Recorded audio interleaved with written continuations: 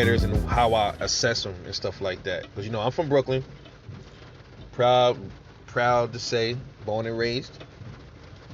So how would Chris Colbert fare against all of the new breed that's coming up? Tank Davis, Javante Tank Davis, Ryan Garcia, Shakur Stevenson, Teofimo Lopez. Am I missing anybody? And Devin Haney. Those guys right there. How would Chris Colbert fare against them guys? Well, let's start with Tank Davis. Chris Colbert is not known for power. He's a boxer. Excellent boxer, dude. Excellent boxer. I love watching him. Exciting fighter. People used to say Floyd's fights was whack. Bruh, even Floyd's later fights when he became Money Mayweather, it was nothing boring about Floyd Mayweather's fights, man. I don't know what people were seeing, but especially his early fights when he was Pretty Boy Floyd. The dude was a fucking beast. Floyd was still a beast when he was just more mobile, more cautious as he got older. That's all, because his hands, he had, brittle hands and stuff like that. So he had to be a little bit more cautious. But he still was an exciting fighter. And Chris Colbert is a very exciting fighter. I love watching his fights. Now, one thing all these guys have in common is they all have zero. None of them have losses yet. None of them have losses on their records. And that's the sad thing about, I think, is that might be a reason why you might not see a lot of these dudes fight each other. You might not see Chris Colbert fight some of these dudes. You might not see some of the other dudes fight each other either.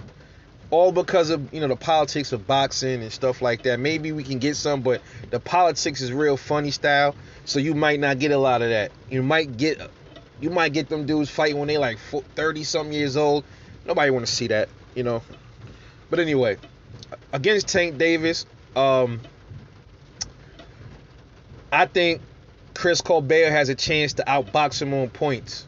I don't think he's knocking Tank Davis out because he moves around a lot. He has good defense. He moves around a lot. I watched Tank Davis get hit by Leo Santa Cruz. Now, here's the thing. Leo Santa Cruz isn't known for his power, but look at Tank's face after the fight. His eye was knotted up, so he was stinging him with something pretty good. Chris Colbert is not Leo Santa Cruz. He moves better. And I guess both of them are not known for their power. So here's the thing: if you saw him fighting Tank, he wouldn't do what Leo Santa Cruz do. He would move around a lot more. He's not gonna stand right in front of Tank all the time.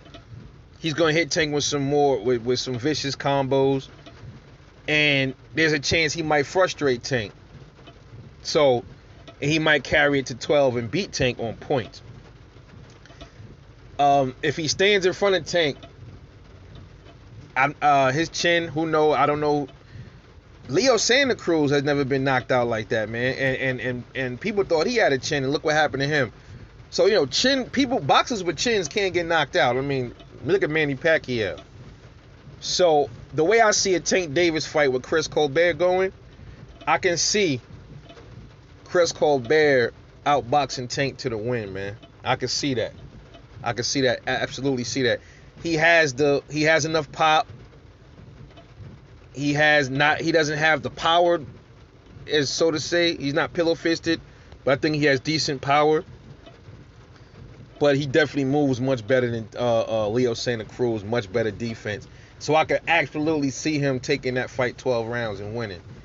Now let's move on. Chris Colbert versus Devin Haney.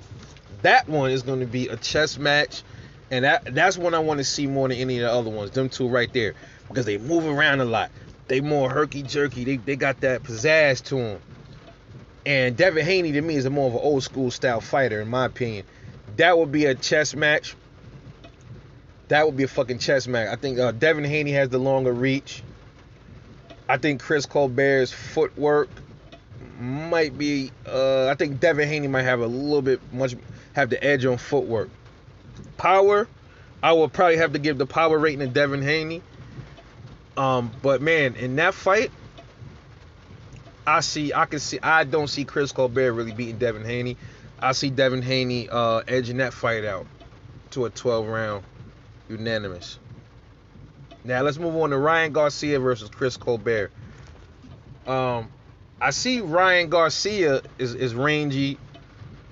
He's more flat-footed as well too. I see him standing in front of Chris Colbert a lot, and I can see Chris Colbert is like he's like the showboat. He's like flashy.